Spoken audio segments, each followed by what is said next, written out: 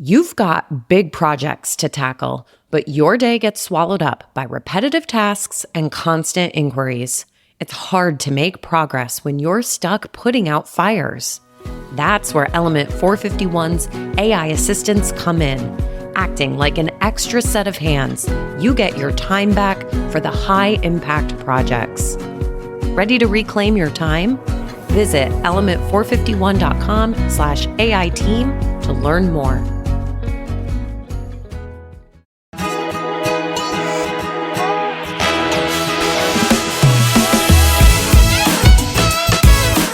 Welcome to In Your Element, the podcast that unlocks practical wisdom in higher education, where leadership meets real talk.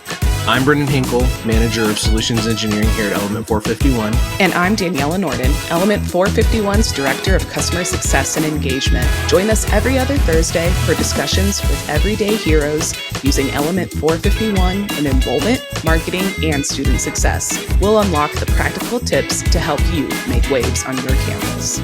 In Your Element is a part of the Enrollify Network, a robust collection of podcasts designed to help higher education professionals like you grow.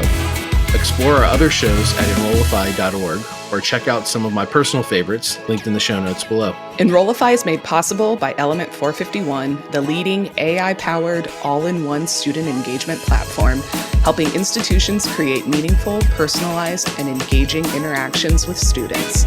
Learn more at element451.com. Welcome back, everyone. We are back at In Your Element, and boy, do I have a treat for you today. We have Luis Caloca. He is the Dean of Student Access at CWI, and he's also the most recent winner of our 2024 Student Centric Institution Award. The things that CWI has been able to pull off in the short time that they've had Element has been nothing short of astounding, and they really have kind of the best leader at the forefront of that with Luis. So I'm so excited to have you on, Luis. How you doing, man? Thank you. That was very flattering, Brendan. I mean it. Listen, I will get on and I will look on social and I will see, like, it's almost like a daily occurrence now. Probably not daily, it just feels daily of another milestone that you all have hit at CWI since you started using Element. And I just love it. I love the cheerleader that you've been. I love the fact that you're taking like the bull by the horns and creating buy-in and all that stuff. We'll get into all that, but how are you doing today? Yeah, I've been doing great. This is the first week of classes. So typically around this time is when we are at our busiest. Last Friday, a week ago, was our busiest day of the year. And then Monday was the second busiest day of the year, and starts to taper off ever so slightly after that. But it's definitely been a wild ride the last. That's awesome. Weeks. That's so cool. Well, let's dig right in. Let's start talking about the first thing that I really wanted to kind of get your opinion on was creating buy-in. And that is such an important piece of whenever you bring in new technology, no matter what it is. I always hold the mindset of a lot of times technology is not really broken, but how it's rolled out, how it's implemented, the buy-in that you can create, that's really what hampers institutions from being so successful. So one of the things that I've loved seeing is how, number one, how much you've been vocal about it. But I mean, you've posted like, hey, here we are starting our training. And this was like the day after you got back from Engage. You guys were like hosting a training, right? Like, tell me about what you're doing to create buy-in and the intentionality around enablement that you've been kind of issuing at the school. So go for that. You know, I think a lot of that really does have to do just with some of the resources that we have access to.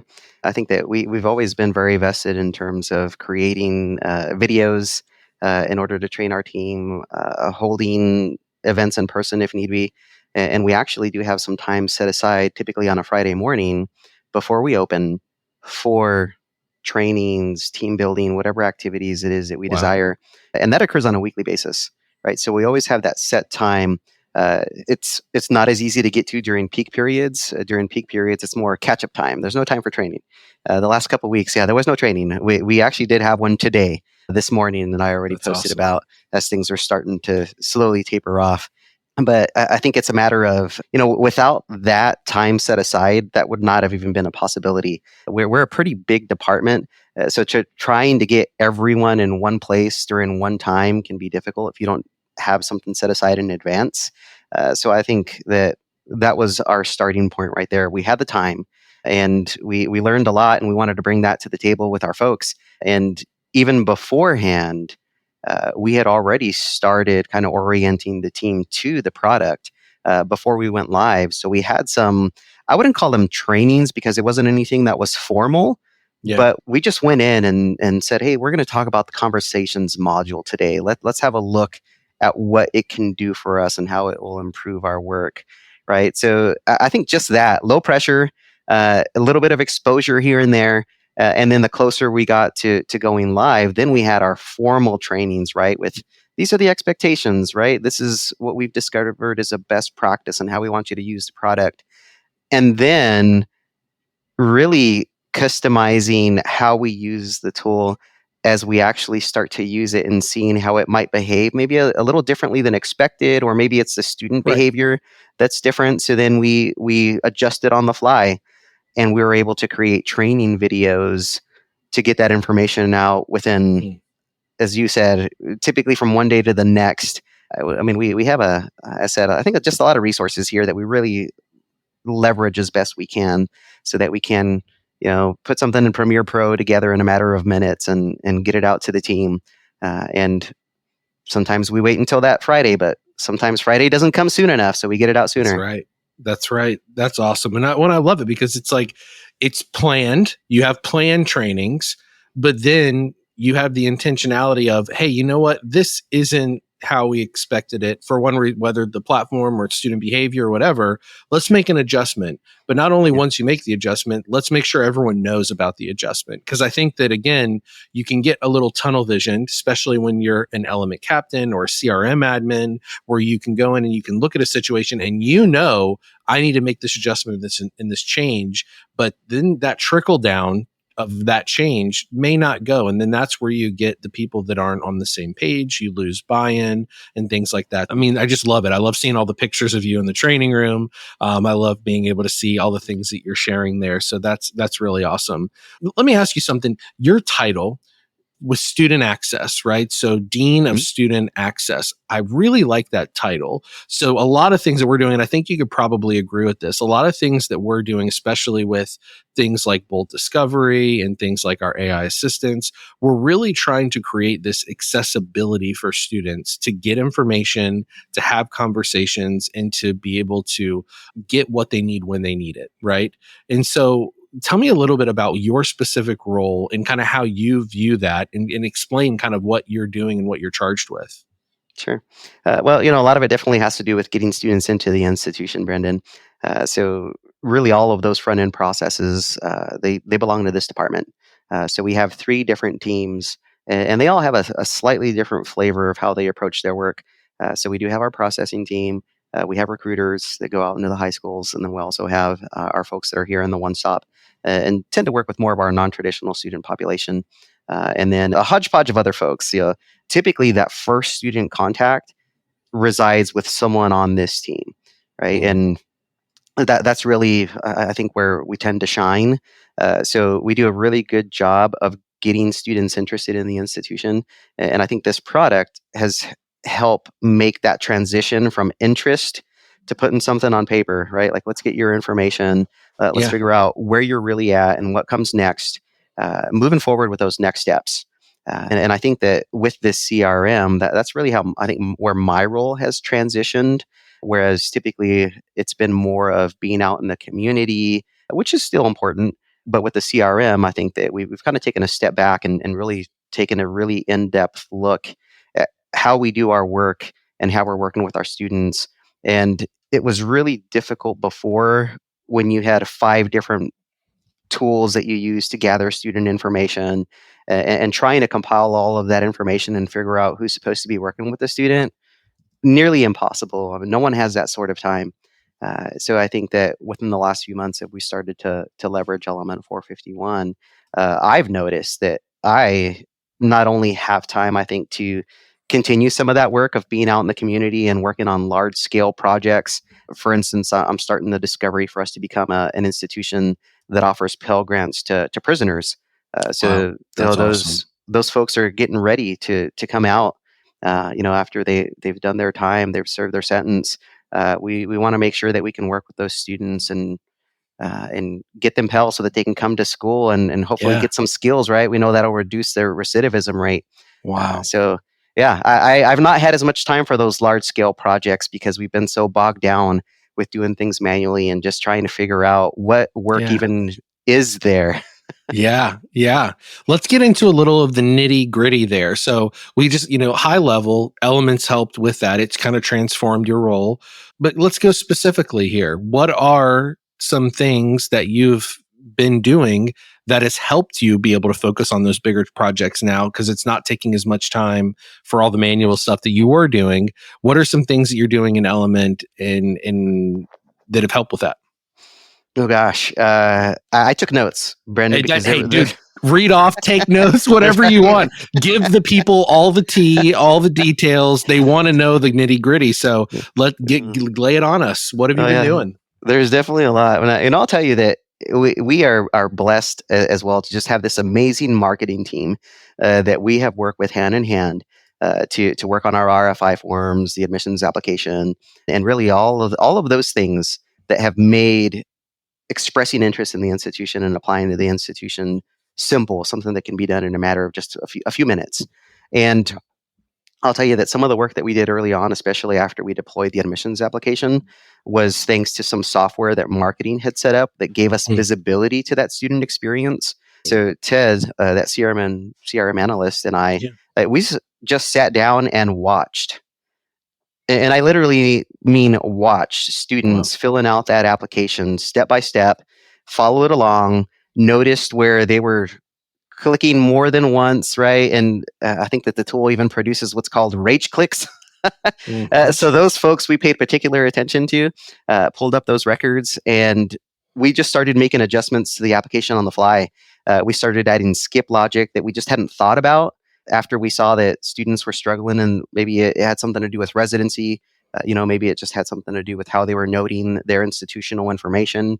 I would say that probably that first week, we did nothing but that. Watch the admissions application and make adjustments based on student behavior.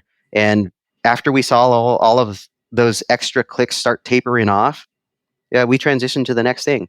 We're like, the admissions application's in a good place. Let's focus on something else that'll continue to make that student process an easy one. Wow.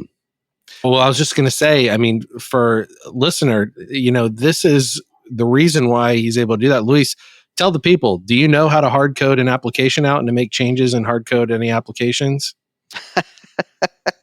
I will tell you that 3 iterations ago, that's how our application was built. And that's why we never made any changes. We were scared to even add or remove a question. That's how bad it was. Yeah. So it's nothing like that. I mean, I just love it. I just have listening to that, and now that's your reality. Is you can focus on the student experience, and because the burden is now not okay. Well, now the student's experiencing that. Now we have to go through the hurdle of getting changes done on the application. You can look at the problem, go make a quick change, go make that quick adjustment, and now it's live for those students. And now you can go, like, there's power in that, right? Like, I mean, there's power in that, and there's kind of a relief on your end, probably in your role of what you're able to provide students. So that's really cool. So what else? Keep it going. Yeah. Well, I would also say that when it came to tasks, the tasks I think have just made it so easy as well to follow up on those students that are initially expressing interest. That was the first task that we set up. Is, hey, when a student fills out an RFI, we want to make sure that we can get to that student within a matter of, preferably a couple days, at the most 5. And that's how we built it. We assigned all of those tasks equally amongst everyone that's on the team, so that everyone hopefully has an equal load. And if not, the beautiful thing is I can easily see those figures and work with my assistant directors to be like, hey, we need a load balance. This isn't right. Jaslyn has more folks than Jared over here. Let's figure this out. Whereas before it was much more difficult to do that. Again, right? The 5 different softwares. How do you compile all of that information? It was difficult. Right. Now that we have everything in one, much easier. And even being able to see where they're at. Are they falling behind, right? Because of perhaps that load balancing isn't there.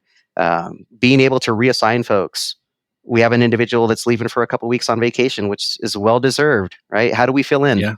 You can easily fill in, reassign. You can reassign in mass after you create a segment and put together a workflow, which we've done.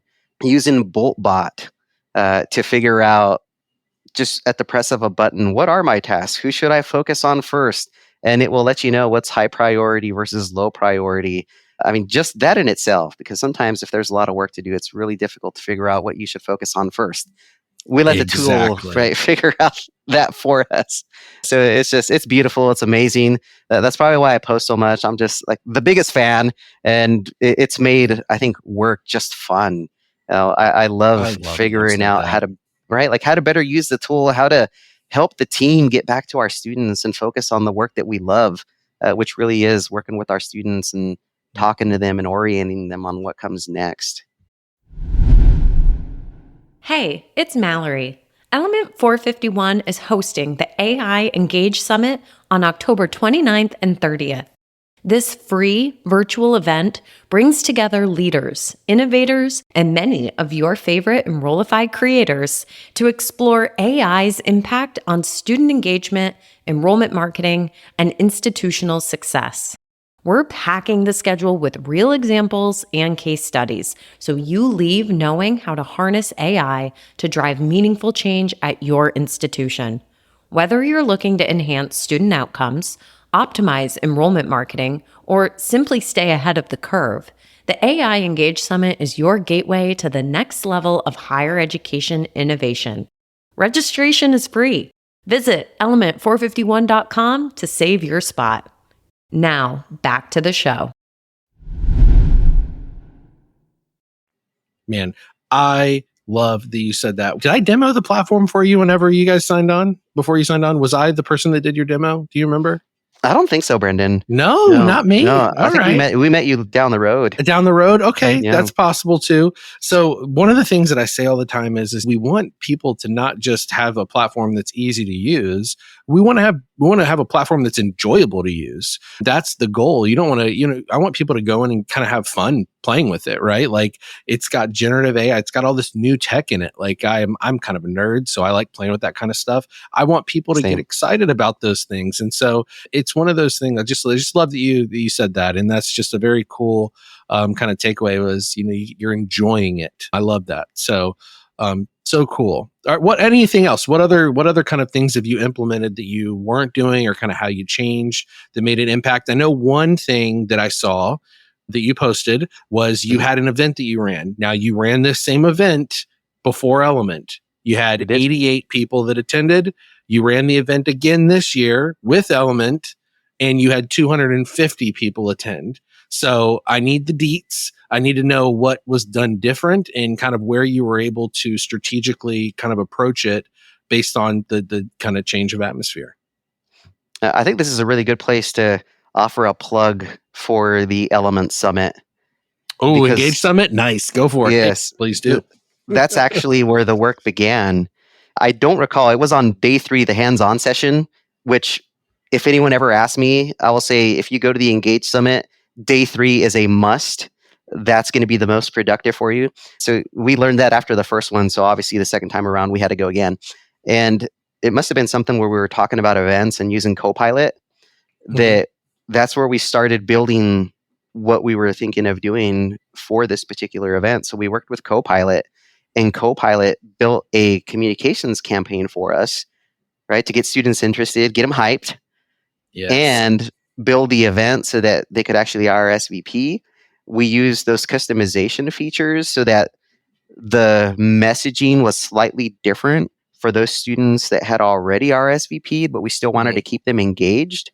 Yeah. And sure enough, a world of difference. You saw the number that I threw out there, 250. Yeah. I mean, that's a huge jump. We were not prepared for that jump, which is a good problem to have. Yeah. But I think what most surprised me, Brendan, is that, we cut off the RSVPs knowing, right, that we're only prepared to handle so many students. And as always, right, folks show up that are unexpected. They never RSVP. That's great, right? we definitely welcome them as well. But the percentage of students that showed up without RSVPing was just unbelievable. It was nearly half of the students that showed didn't RSVP. They must have just seen the messaging and be like, oh, hey, that looks exciting. I'm going to show up. Like, RSVP, that's not a thing, right? And gosh, 250. I mean, we were just swamped. I didn't get out of here until 9:30 p.m. that day, and the event ended at 7:30. Is wanted to make sure that every student was served. But just the sheer excitement. I mean, we had, I think, one student that walked away that just couldn't wait. One out of 250, and everyone else was just all smiles and just excited about being there and working with us. And we were excited about working with them. I mean, it was unbelievable. Wow. And, even the staff, they're like, gosh, we hope the next one is just like this one. So yeah, all around, it was exciting and amazing. And I can't wait for the next one. That's so cool. And I think you hit on a couple of points there that are really powerful. And it's just the nuance that you gave in changing the verbiage for students that did RSVP versus did not RSVP yet. And I think that that's such a nuanced difference that you can add, but the impact is a little understated, because to make a difference like that in traditional or other platforms, you're having to do multiple different campaigns, right? As opposed to having one campaign personalized to multiple different kind of demographics or personas, if you will. And so that is so huge. And you kind of see the payoff from that. So I love that. And you said you cut off, so you could have possibly exceeded 250. Oh yeah, easily. Nice. I love that. I love it so much. Awesome. Well, one of the other things that I wanted to dig into and talk through was, because you mentioned your application and the changes that you made to it. You mentioned that you hit a milestone of 1,000 applications in under a month, right? Explain that to the folks of everything from, did you expect something like that to hit that milestone that quickly? Did that look different from what you had experienced previously with the other application systems you were using? So kind of, if you can talk through that piece and kind of, what that milestone meant. I don't think that we were expecting that at all, Brendan. Our admissions application, the prior iteration before Element, I mean, it was a good one. It was a really good application. We worked with our marketing team to build it out, and definitely had a lot of flexibility using the Drupal product to make it happen. But it was custom built, right? And it's semi-easy is the term I'm going to use for how we could customize that. I mean, definitely much easier than that hard-coded application, but still just not anything that you could do on the fly and expect to have it go into our SIS. Because prior to Element 451, that's all that we used. We didn't have a CRM. So now with the CRM, just the fact that it goes into the system right away, that's significant for us. I would say where it's made the most difference is probably in the yield rates from applicant to admitted for our non-traditional student population. Because now when they go into the application, you're actually logging into that portal. You have visibility to what is required of you to meet admission requirements. And not just necessarily visibility, because I think that most folks are pretty well aware that you need an official transcript. But now being able to identify on there, let's say you went to 5 different colleges. We have a lot of students that have been at many different institutions. You can log in now and on the fly recognize which institutions have produced that transcript and have been processed by us. Whereas before, I was able to use our SIS to send some confirmation emails to let them know that we had received a document, but it was a question as to what we had actually received. Right. And now, just because of the flexibility with the tool, students they actually know what's occurring instead of just having more like ambiguous messaging, I suppose is the best way to describe what had occurred before. But all of that was based on the limitations of the software and the tools that we used. So definitely much more visibility and us being able to just, in a sense, more easily communicate with the students as well when they do have those questions through the conversations module. That engagement occurs much more rapidly. And I think that students are seeing that it is easy, responsive. So the number of exchanges that we've had with students, I've seen increase as well. And at the end of the day, I think that that's also what has increased our yield rates from applicant to admitted student. The visibility, and then us being able to communicate with those students more easily when they have questions. Awesome. Do you have any specific increases in yield rates that you can speak to? I've not seen those final numbers yet, primarily because we go well into October. Gotcha. Yeah, we go well into So, October, and that's when we'll produce our final what you're numbers. saying is I should keep my eyes peeled to LinkedIn for whenever those yield numbers are released, because Yes. you'll be broadcasting that sucker out. All right, cool. All right, so Brendan, I will say anecdotally. Yeah. Anecdotally, though, I'm telling you right now, 20%. okay. Oh wow, that's awesome. Right? That's awesome. Yeah. That's incredible. Oh Yeah. wow. Okay. All right. So that's good. So we'll wait for the official number, but for now, 20% is what we'll hinge on. That's beautiful. I love that. So, I don't think it's any secret to anyone that knows anything about Element 451 or is using Element 451 that we are AI forward, right? We are very AI forward as far as engaging with students using AI. You've mentioned the productivity piece of it with tasks, especially. That's really useful, or even to be able to build a campaign just with a natural language prompt. But you've mentioned some of these that you're doing already, but I want to know, kind of coming into using Element, what was y'all's thought process and approach with AI? And specifically, what are some things you want to speak to with AI that you're doing now, tasks that you're doing, or jobs or roles that you've rolled it out with that you're seeing impact in? Well, we had no clue that it was AI forward when we first started looking into the product, Brendan. It was something that caught us by surprise, but I'll tell you that we're kind of technology nerds. So we've always, even in our personal lives, just gone into discovery processes with any number of our hobbies. So with AI, it's something that, we've done a lot of the, even initially with ChatGPT, just the drafting of messaging, or those simple things to start off, and then started going off into video editing tools, video creation, and some of those other image creation, some of those other things that the AI can do for you. So when we discovered that Element 451 was AI forward, there was no hesitation on our part. That's awesome. We jumped in. And if anything, I would say that the rest of the institution perhaps isn't quite ready for how deep we want to jump into that pool right away. Yeah, Ted and I are springing off the diving board, and other folks are just in the wading pool. But that's okay, right? Like it's something that we're accustomed to. But at least the tools that we do have access to, like the Copilot, that's something that we actively leverage and have actually given trainings for the rest of the team so that they can actively use Copilot anytime that they draft a message. And I really like how you can include branding guidelines, writing styles, and all of that into the background, so that it's a very uniform type of message style that we're starting to produce now when we communicate with our students anytime that we use the Copilot. So I think that in itself is significant, right? If you talk to our marketing team, is all about, right? Like there's a certain way that you write a message, anything that goes out to the student, right? It needs to have a certain tone. Got to have the brand voice, the institutional voice has to ring through. No one wants a cookie cutter AI email to be written. It has to ring through. Yeah. That's you right. hear it a lot. Yeah. Yeah. And it learns, right? That's something that we've noticed as well. As we've used the product more, there's certain questions that maybe it didn't answer, and that sends us on a search into our knowledge base to see what did we plug in there that would help the Copilot address this particular question. And we fill in the gap, ask it the same question again, and there is the response that we were looking for. And it can easily just learn and adjust even minor things. Like, it's funny, I talk to it like a child that doesn't listen. And it is very responsive, unlike my kids when they were growing up. So Hannah Wilson from Forsyth Tech, she had that panel at Engage, and she said something that stuck with me, and I actually used it. I've stolen it from her, and it's, you can be bossy to your AI. Like tell it what it's not doing right. Tell it exactly what you want it to do.